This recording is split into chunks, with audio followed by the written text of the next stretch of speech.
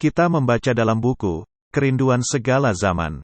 Bukan semata-mata, tidak adanya kemuliaan luar dalam kehidupan Yesus yang memimpin orang-orang Yahudi menolak Yesus. Yesus adalah penjelmaan kemurnian, sedangkan mereka tidak murni. Yesus berdiam di antara manusia sebagai teladan suatu tabiat tanpa celah. Kehidupannya yang tanpa dosa, menjadi lampu senter ke dalam hati mereka. Ketulusan hatinya mengungkapkan ketidaktulusan hati mereka. Itu menyatakan kedangkalan dari kesalehan pura-pura mereka, dan menemukan dosa-dosa dalam diri mereka dalam sifatnya yang memuakkan. Terang semacam itu tidaklah disambut. Meskipun dalam bualan mereka, bahwa di bawah singa suku Yehuda, bangsa Israel akan ditinggikan menjadi yang terutama dari semua bangsa-bangsa.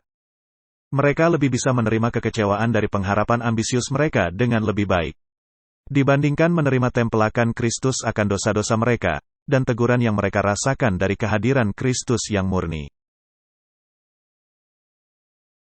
Nah, bukankah menarik Martin, di dalam kehidupan ini, jika seseorang melakukan hal yang baik,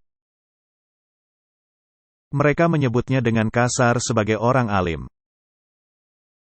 Itu dia, mereka suka mengkaitkan orang alim dengan orang aneh. Iya, jadi semua peristilahan ini diterapkan kepada orang-orang yang memiliki sikap baik.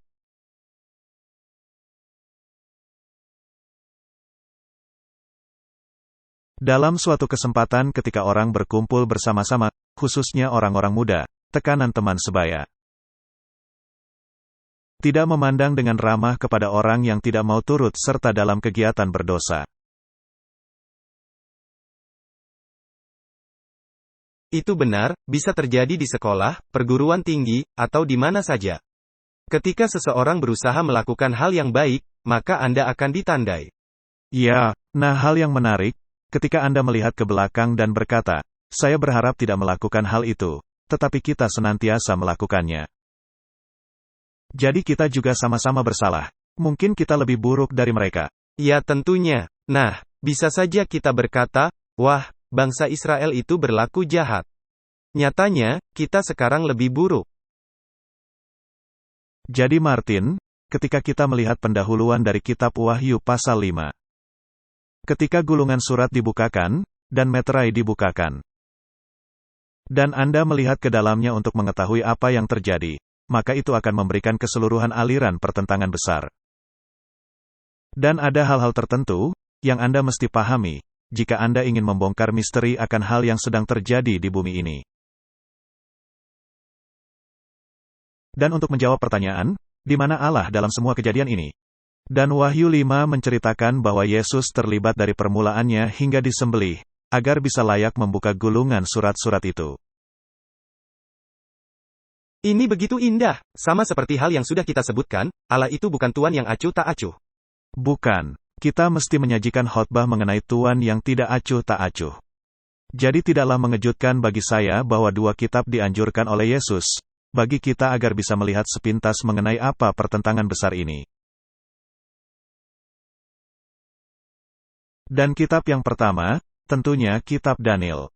Matius 24 ayat 15. Jadi apabila kamu melihat pembinasa keji berdiri di tempat kudus, menurut firman yang disampaikan oleh Nabi Daniel, para pembaca hendaklah memperhatikannya.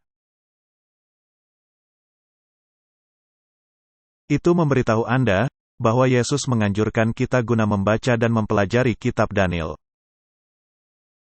Anda ingin tahu apa yang sedang terjadi? Mengapa dunia berada dalam kondisi seperti ini? Mengapa mempersiapkan kerajaan Allah di antara bangsa-bangsa? Kita telah membahasnya dalam sebuah seri, ingat.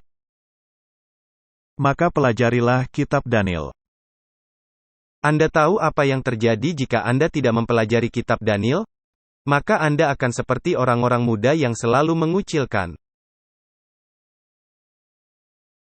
Anda akan mengkucilkan orang-orang Kristen yang mempelajari Alkitab, karena mereka akan melihat tanda-tandanya. Lalu Anda akan berkata, wah, kalian cuma membawakan kabar-kabar penuh ketakutan.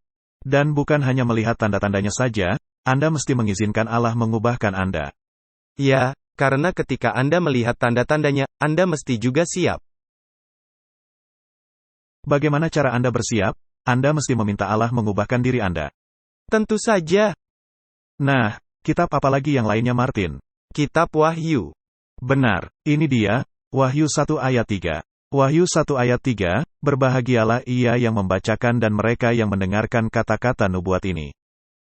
Dan yang menuruti apa yang ada tertulis di dalamnya, sebab waktunya sudah dekat. Jadi di sini ada dua kelompok. Dia yang membaca, dengan kata lain, orang-orang yang belajar kitab Wahyu.